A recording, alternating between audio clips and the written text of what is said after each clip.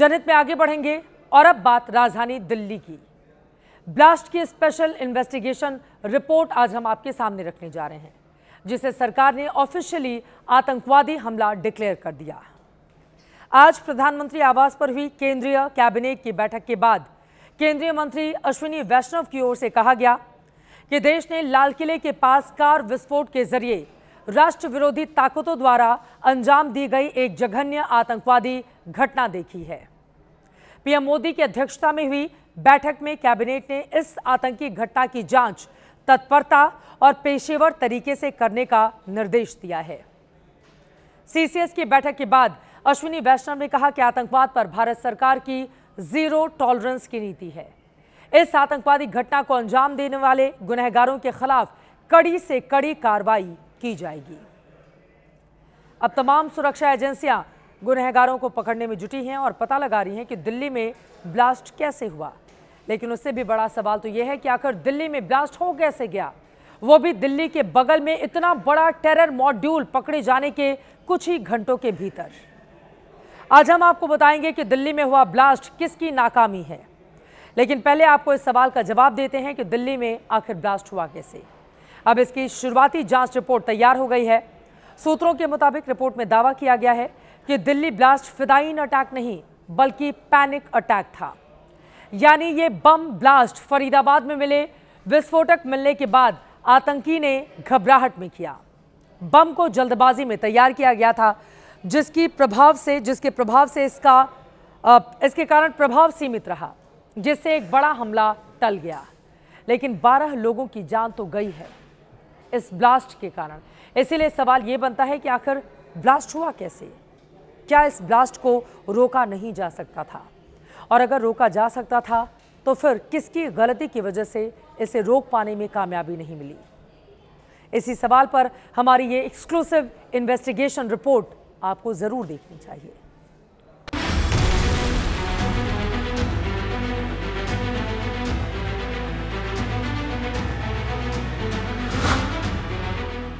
Delhi blast कैसे हुआ, इस सवाल के जवाब तो मिल रहे हैं,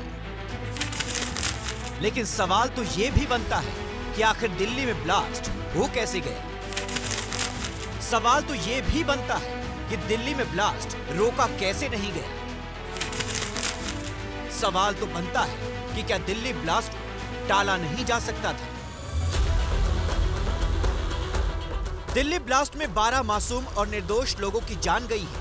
इसीलिए ये सवाल पूछने तो बनते हैं, क्योंकि अगर फरीदाबाद में टेरर मॉड्यूल को हरियाणा पुलिस ने सीरियसली लिया होता तो दिल्ली में धमाका नहीं होता।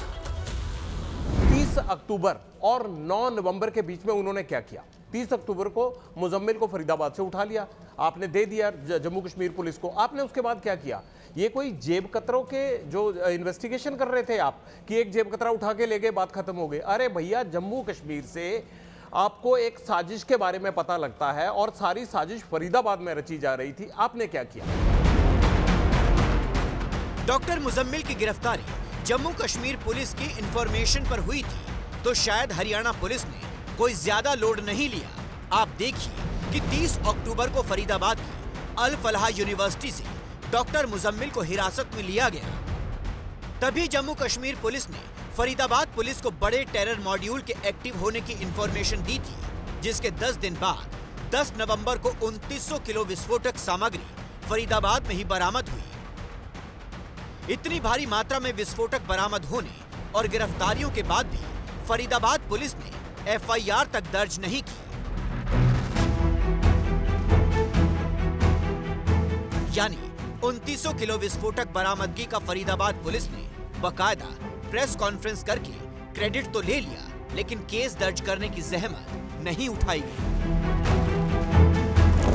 तो बताइए, हरियाणा के डीजीपी साहब मुजम्मिल की गिरफ्तारी से लेकर विस्फोटक की बरामदगी तक 10 दिनों में हरियाणा पुलिस क्या कर रही थी? फरीदाबाद पुलिस की नाक के नीचे विस्फोटक सामग्री फरीदाबाद में स्टोर की गई थी, पुलिस को कैसे पता नहीं चला? विस्फोटक फरीदाबाद में मिला तो फरीदाबाद पुलिस ने एफआईआर दर्ज क्यों नहीं की? टेरर मॉड्यूल पकड़ने की जानकारी क्या हरियाणा पुलिस ने केंद्रीय सुरक्षा एजेंसियों को दी थी? अगर आप हरियाणा के डीजीपी के तमाम पिछले सोशल मीडिया अकाउंट्स को देखें तो पिछले 10 दिनों से वो जिस तरह से सूरमा भोपाली टाइप अंदाज में जुमले कस रहे हैं और पुलिसिंग को लेकर प्रवचन दे रहे हैं, ये सारी जांच उसी दौरान चल रही है। ये वही 10 दिन हैं जब वो ये कह रहे हैं कि थार और बुलेट वालों को सबक सिखा देंगे, पियकड़ों को जो है वो जूते मारो, और ये गैंगस्टर तो कुत्ते की मौत मरते हैं। अरे भैया, आपके फरीदाबाद में इतना एमोनियम नाइट्रेट जमा था और आप डायलॉगबाजी कर रहे हो। ये सवाल पूछना चाहिए गृह मंत्रालय को। क्या क्या सवाल पूछे हरियाणा के डीजीपी साहब से और कौन कौन से सवाल के जवाब दे पाएंगे डीजीपी साहब? ये वीडियो खुद हरियाणा पुलिस ने शेयर किया है, जिसमें दिल्ली ब्लास्ट करने वाला मोहम्मद उमर 29 अक्टूबर को उसी I-20 कार का पॉल्यूशन सर्टिफिकेट बनवा रहा है जिससे दिल्ली में ब्लास्ट हुआ। उमर को क्यों नहीं पकड़ा गया? मुजम्मिल की गिरफ्तारी के बाद उमर 10 दिन तक फरीदाबाद में I-20 कार को लेकर घूमता रहा। हरियाणा पुलिस को पता नहीं चला। विस्फोटकों की बरामदगी के बाद उमर विस्फोटकों से लदी गाड़ी लेकर फरीदाबाद से दिल्ली बिना रोक टोक पहुंच गया। हरियाणा पुलिस को पता तक नहीं चला, क्योंकि हरियाणा पुलिस तो इसी बात से भूली नहीं समा रही थी कि उसने 2900 किलो विस्फोटक बरामद कर लिया है। वो अपनी पीठ थपथपाती रही और दिल्ली में ब्लास्ट हो गया। बोलना आसान है, तो ग्राउंड पर जाएं, हाई अलर्ट का मतलब हजारों घंटे हजारों आदमी लगा रहे हैं और हम पूरी तरह से इसमें लगे हुए हैं पूरे हरियाणा में। जो हाई अलर्ट का प्रोटोकॉल है अभी जारी है। जितने भी सस्पेक्टेड हाइड आउट्स हैं, पार्किंग प्लेसेस है, एबंडेंट व्हीकल्स हो, सामान हो, चेकिंग हो, तो जो भी एक प्रोटोकॉल होता है कि भाई कोई आगे इस अप्रिय घटना ना कर जाए।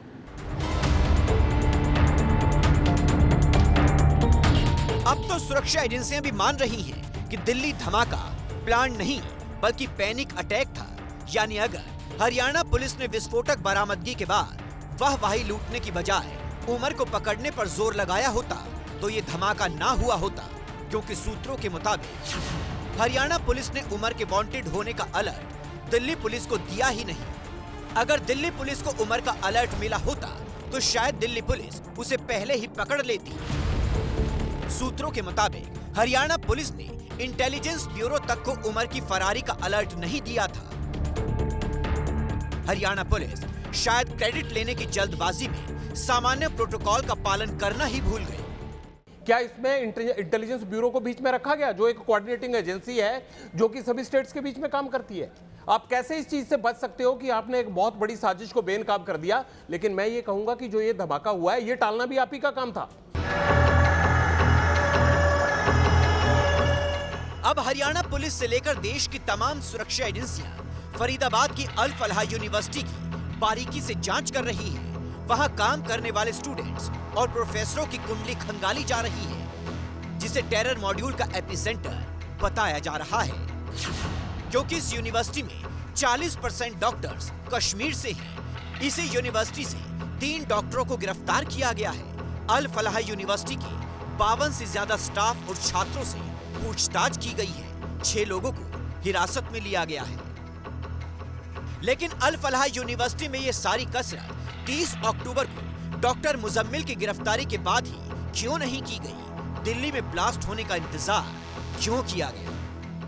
अरे भैया, आप क्या कोई जो है वो गैम्बलिंग एक्ट की जांच कर रहे थे कि एक जेब कतरा भाग गया उसको पकड़ने के लिए आए हैं? अरे भैया, जम्मू कश्मीर पुलिस आई है तो मामला गंभीर होगा ना, डॉक्टर इन्वॉल्व है तो मामला गंभीर होगा ना।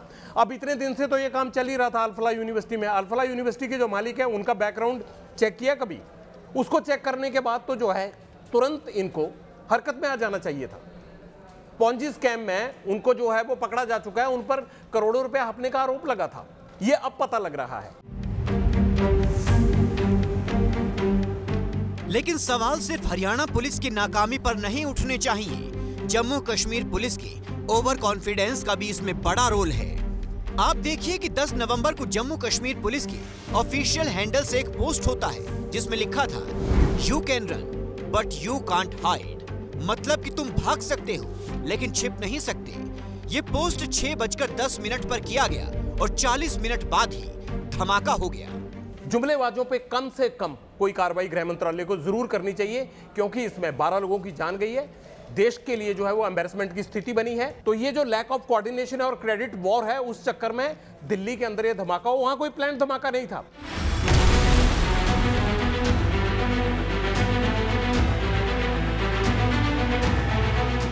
ये किसी एक राज्य के पुलिस या सिस्टम की नाकामी नहीं है, ये नाकामी तो हमारे देश के पूरे इंटरनल सिक्योरिटी सिस्टम की है।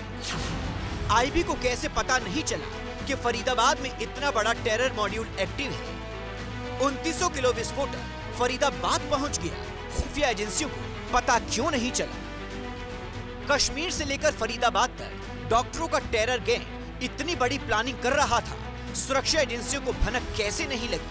क्या आईबी हरियाणा या जम्मू कश्मीर से ही खुफिया इनपुट मिलने का इंतजार कर रही थी? तो ये सवाल बनता है पूछना डीजी जम्मू कश्मीर से और डीजी हरियाणा से कि आप लोगों ने क्या इंटेलिजेंस ब्यूरो को इन्फॉर्म किया? क्या आपने गृह मंत्रालय की जो नोडल एजेंसी है उसको इन्फॉर्म किया? अगर इन्फॉर्म किया था और वो नहीं पकड़ पाए तो सवाल इंटेलिजेंस ब्यूरो से भी होना चाहिए। वैसे अब सवाल जवाब से कोई फायदा नहीं है, क्योंकि जो होना था वो हो चुका है और हर बार यही तो होता है। सिस्टम की लापरवाहियों का नतीजा निर्दोष नागरिक अपनी जान देकर गंवाते हैं और सिस्टम न जवाब देता है न जिम्मेदारी लेता है।